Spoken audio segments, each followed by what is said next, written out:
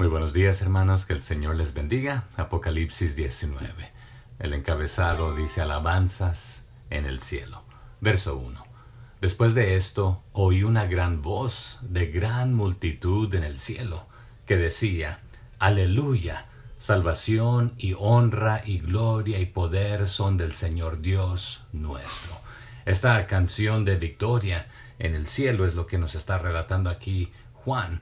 O sea que después de esto, de lo que sucedió, oí lo que sonaba como una gran multitud en el cielo gritando aleluya, que significa alabado sea el Señor.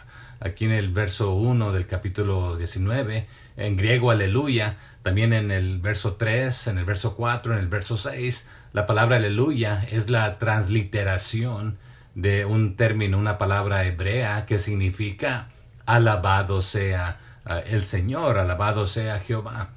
La salvación y la gloria y el poder pertenecen a nuestro Dios. Entonces, aleluya, alabado sea Jehová.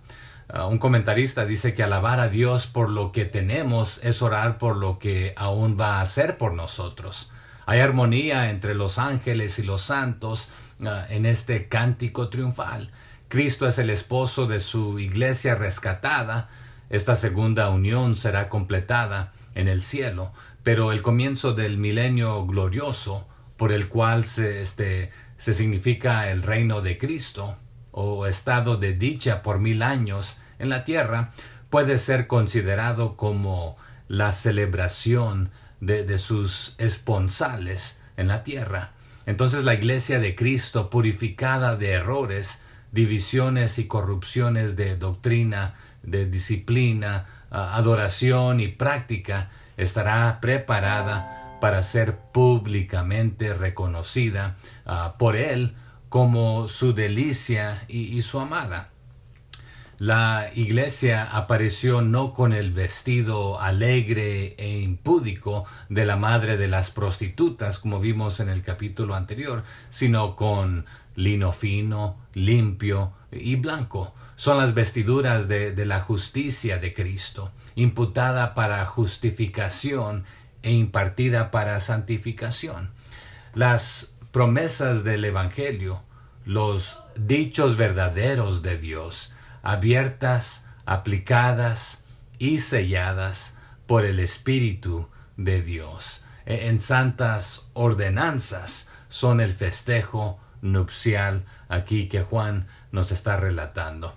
Esto parece referirse a la abundante gracia y consuelo que recibirán los cristianos, que recibiremos los cristianos en los dichosos días que tenemos, que vienen y vendrán en un futuro. El apóstol ofreció honores al ángel que los rechazó, dirigido al apóstol al único objeto verdadero de adoración religiosa.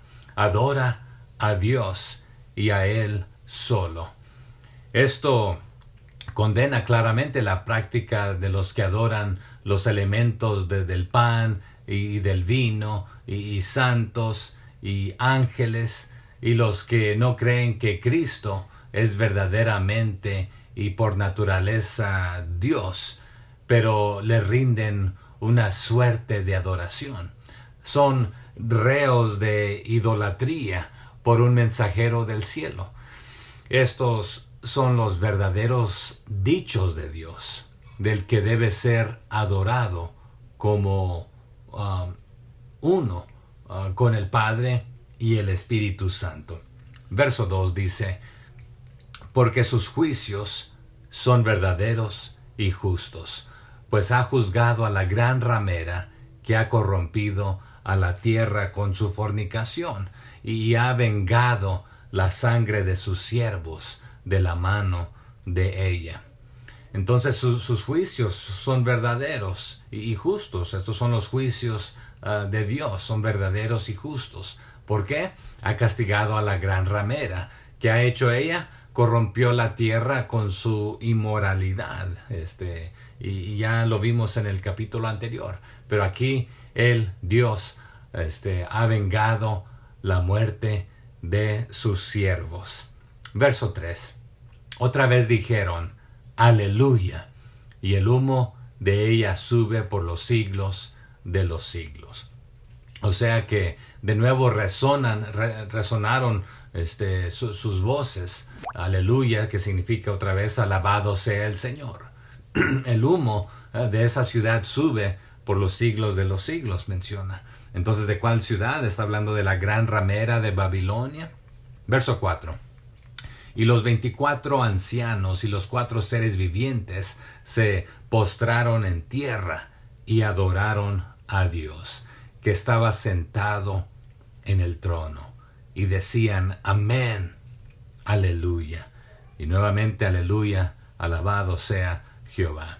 O sea que los 24 ancianos y los 4 seres vivientes que hemos estado viendo en los capítulos anteriores se postraron y adoraron a Dios, quien estaba sentado en el trono. ¿Y qué gritaron? ¿Qué dijeron a todo pulmón, a toda fuerza? Amén, alabado sea el Señor. Verso 5. Y salió del trono una voz que decía: Alabad a nuestro Dios todos sus siervos y los que le teméis, así pequeños como grandes. O sea que del trono salió esta voz que decía: Alabado sea nuestro Dios, todos sus sirvientes, todos los que te temen, desde el menor hasta el mayor. Verso 6. Y oí como la voz de una gran multitud, como el estruendo de muchas aguas, y como la voz de grandes truenos, que decía: Aleluya, porque el Señor, nuestro Dios Todopoderoso, reina. Entonces, nuevamente ahí, aleluya, porque el Señor, nuestro Dios Todopoderoso, reina. Entonces dice Juan que después volvió a escuchar lo que sonaba como como el grito de una gran multitud, o el rugido de poderosas olas del océano, o el estruendo de un fuerte trueno, ya sea por la cantidad de personas unánimes diciendo: Alabado sea el Señor, porque el Señor, nuestro Dios, el Todopoderoso, reina. Algunos de los manuscritos dicen: el Señor Dios reina, o el Señor Dios, el Todopoderoso. Así que en esta visión de Apocalipsis 19, del 7 al 10, también Juan vio y escuchó la voz de una gran multitud celestial alabando a Dios, porque la fiesta de las bodas del Cordero, literalmente la cena de las bodas, estaba por comenzar, por iniciar. El concepto de la cena de las bodas es mejor entendido a la luz de las costumbres que se seguían durante las bodas, durante los tiempos de Jesucristo, mientras Él estuvo en tierra, en persona, Dios Hijo, y pudiéramos ir a ver algunos de estos ejemplos y veremos unos textos en cuanto a esto, pero esta costumbre respecto a las bodas tenía 3 etapas principales. Primero, se hacía un contrato de matrimonio que era firmado por los padres de la novia y del novio, y los padres de la novia pagaban una dote al novio o a sus padres. Esto daba inicio a lo que llamaban el periodo de los esponsales. También lo conocemos como desposados, o lo que ahora conocemos como el compromiso. Hoy en día se da un anillo de compromiso antes de la boda. Pero este periodo era en el que se encontraban, por ejemplo, José y María cuando se halló que ella estaba encinta. Allá en Mateo 1:18 vemos que el nacimiento de Jesucristo fue así, estando desposada, o sea, comprometida para casarse, pero prácticamente casada, pero aún no viviendo juntos. María, su madre, con José estaba desposada. Antes que se juntasen, se halló que había concebido del Espíritu Santo. Más tarde también ahí en Lucas 2:5 vemos: para ser empadronado con María, su mujer, desposada con él, la cual estaba encinta. Entonces este término era uno de los procesos, estar desposado o comprometido. La segunda etapa en el proceso usualmente ocurría un año después, cuando el novio, acompañado por sus amigos varones, iban a la casa de la novia a medianoche, creándose un desfile con antorchas. No había lámparas de las que tenemos hoy con baterías. Entonces con antorchas que iba a través de las calles. La novia sabía con anticipación que esto iba a suceder. O sea, podían llegar en la noche ahí con sus lámparas, con su aceite. Pero la novia sabía que iba a suceder en algún momento, y ella estaba preparada con sus doncellas, y todas ellas se unían al desfile que terminaba en la casa del novio. Esta costumbre es la base de la parábola de las 10 vírgenes, que también encontramos en Mateo 25, del 1 al 13, donde nos relata que entonces en el reino de los cielos será semejante a 10 vírgenes, perdón, que tomando sus lámparas salieron a recibir al esposo. 5 de ellas eran prudentes y 5 insensatas. Las insensatas, tomando sus lámparas, no tomaron consigo aceite, mas las prudentes tomaron aceite en sus vasijas, juntamente con sus lámparas, y tardándose el esposo pasado de la medianoche, cabecearon todas y se durmieron. Y a la medianoche se oyó un clamor: «Aquí viene el esposo, salid a recibirle». Entonces todas aquellas vírgenes se levantaron y arreglaron sus lámparas.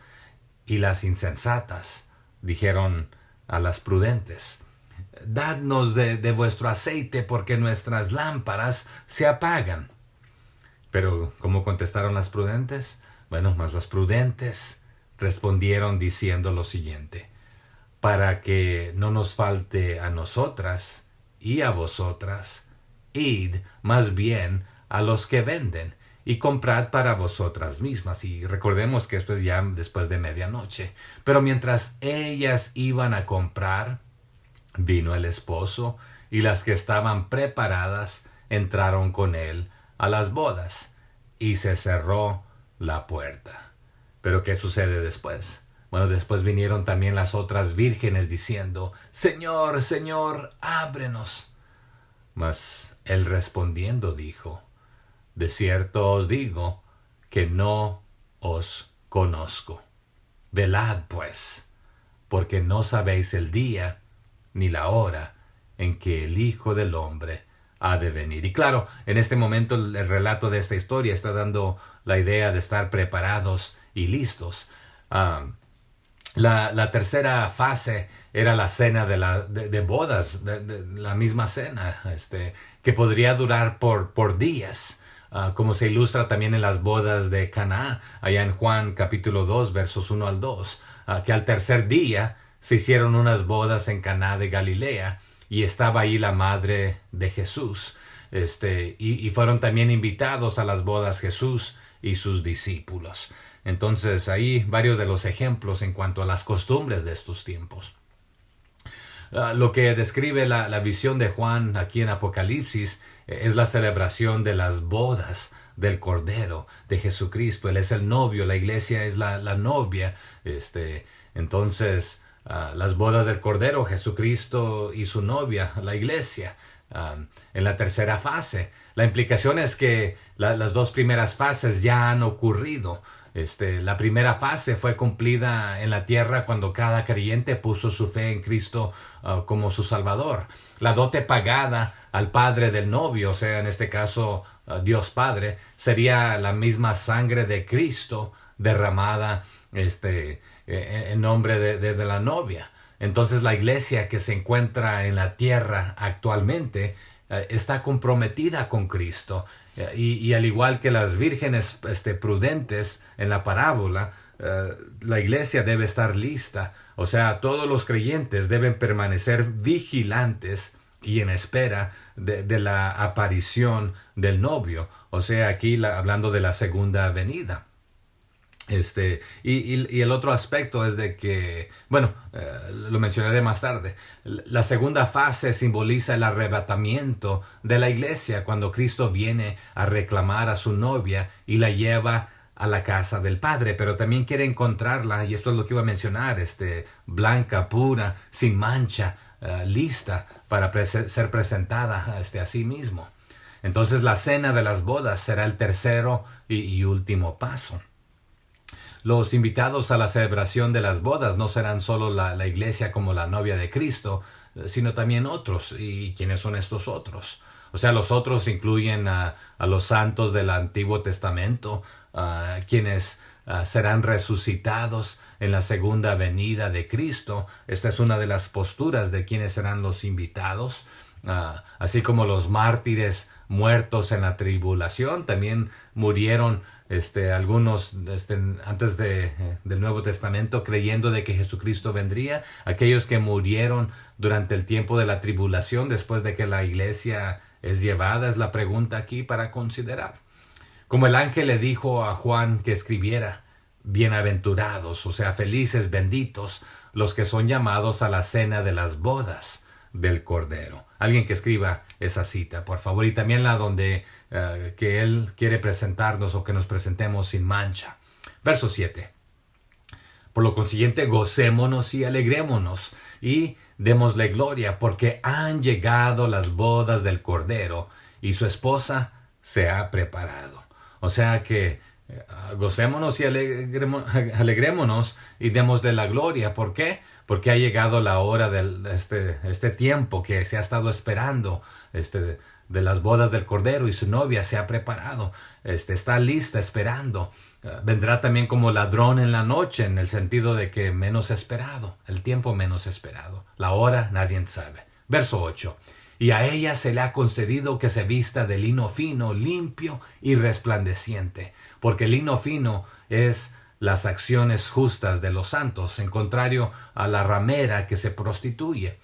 Entonces a ella se le ha dado el más fino de lino blanco, puro para vestir, porque el lino fino representa las buenas obras del pueblo santo de Dios. Así que aquí entramos a la cena de las bodas del Cordero, en el verso 9 en adelante. Y el ángel me dijo, escribe, bienaventurados los que son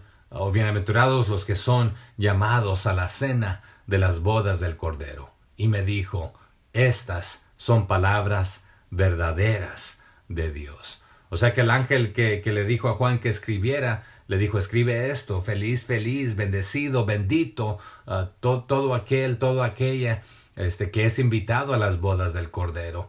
Y prácticamente y añadió, estas son palabras verdaderas que vienen de Dios. Verso 10. Esta es la reacción de Juan. Yo me postré a sus pies para adorarle. Y él me dijo, mira, no lo hagas. Yo soy consiervo tuyo y de tus hermanos que retienen el testimonio de Jesús. Adora a Dios, porque el testimonio de Jesús es el espíritu de la profecía. O sea que aquí Juan quería adorar y sabemos que solo Dios puede ser adorado, Dios Padre, Dios Hijo. Entonces, al postrarme a sus pies para adorarlo, me dijo, no me adores, soy un siervo de Dios al igual que tú, así como tú y como tus hermanos. O sea, que dan testimonio de su fe en Dios. Adora solo a Dios, porque la esencia de la profecía es dar un claro testimonio de Jesús. O también se puede traducir, o es el mensaje confirmado por Jesús.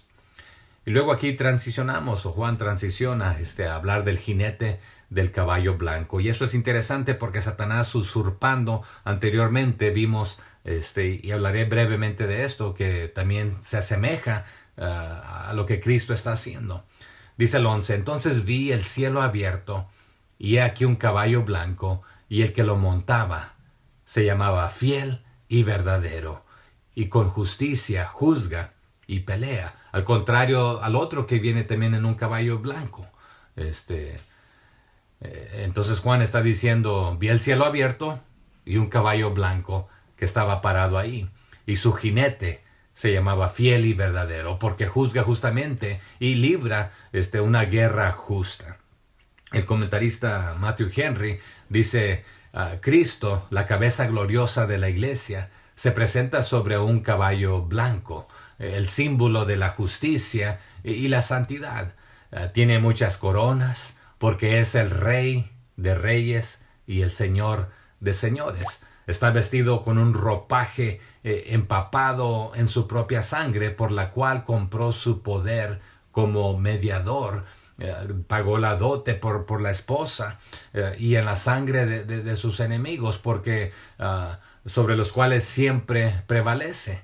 Su nombre es el Verbo de Dios, nombre que nadie conoce plenamente sino Él mismo. Solo esto sabemos nosotros, que este Verbo era Dios manifestado en la carne. Y Juan lo dijo también allá en la epístola según San Juan, el Evangelio según San Juan, que el Verbo se hizo carne y el Verbo era con Dios y el Verbo era Dios. Pero sus perfecciones no pueden ser plenamente entendidas por ninguna criatura. Le siguen ángeles y santos y son como Cristo en su armadura de pureza y justicia. Él va a ejecutar las amenazas de la palabra escrita en sus enemigos.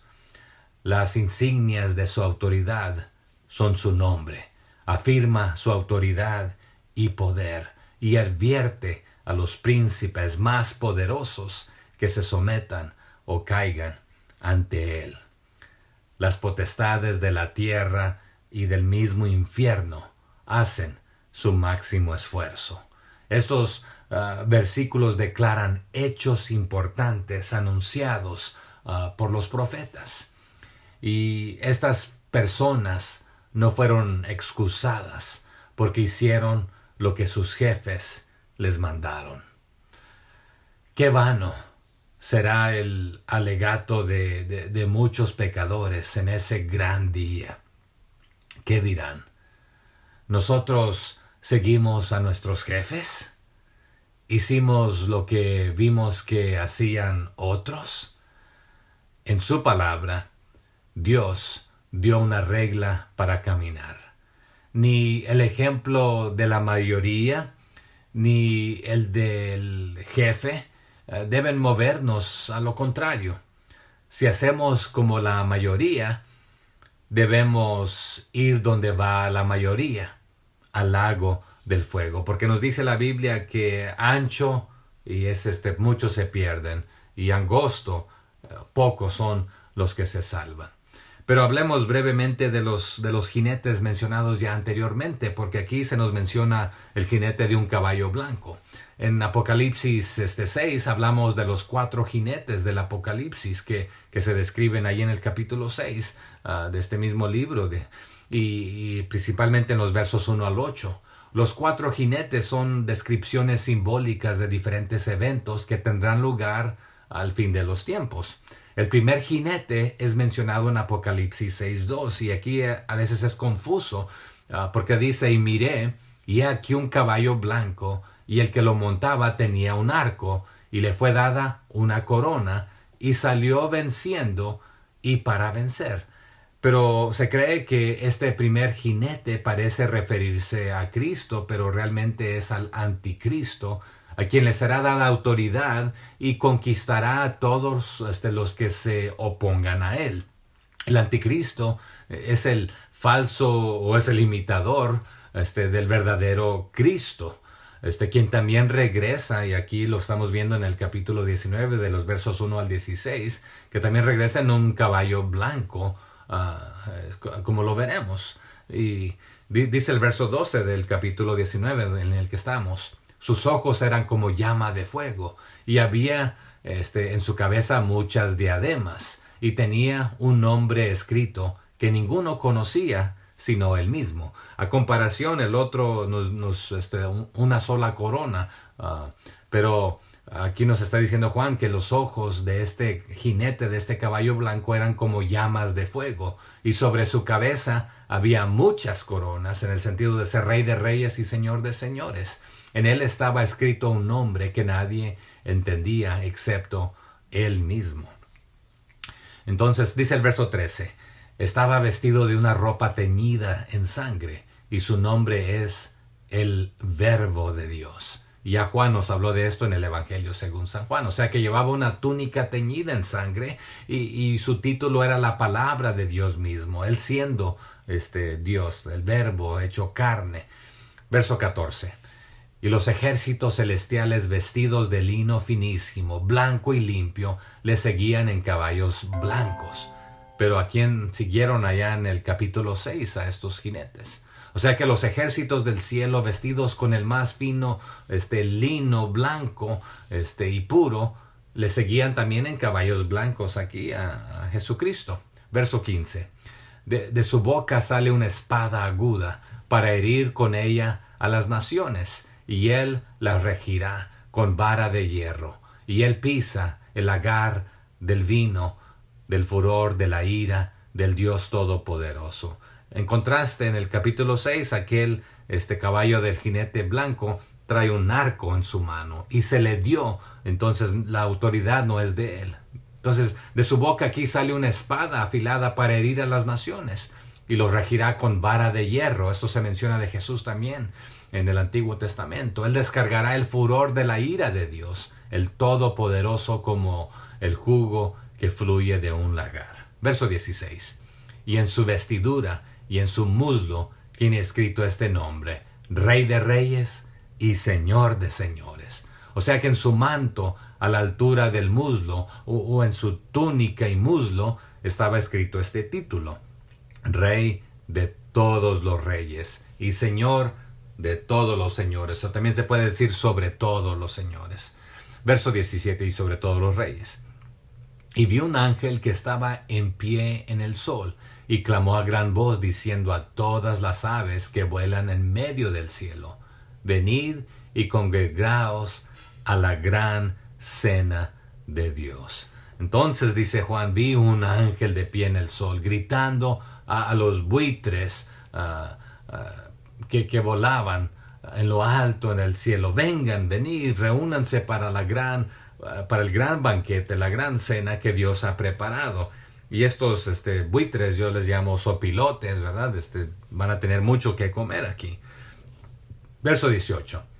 Para que comáis carnes de reyes y de capitanes, y carnes de fuertes, carnes de caballos, y de sus jinetes, y carnes de todos, libres y esclavos, pequeños y grandes, porque recordemos que siguieron al primer caballo blanco, al imitador, y le adoraron, y a la bestia, y bueno, verso 18 está diciéndoles: venid y coman de la carne de reyes, de los generales, y de los valientes guerreros, de caballos, y sus jinetes, y de toda la humanidad que adoró a la bestia, y no al Señor, recibiendo su perdón. Pero aquí hay libres y esclavos, pequeños y grandes. Y esto nos da a entender que un pequeño y un grande pueden aceptar a Cristo y también rechazarlo. Verso 19.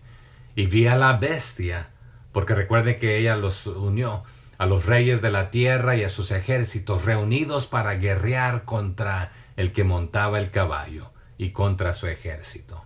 Entonces Juan dice que vio esta bestia, ya los reyes del mundo y sus ejércitos reunidos, porque ella los reunió para pelear contra el que estaba sentado sobre el caballo blanco y su ejército. Entonces está el usurpador y el verdadero, o el que quiere ser usurpador, la imitación.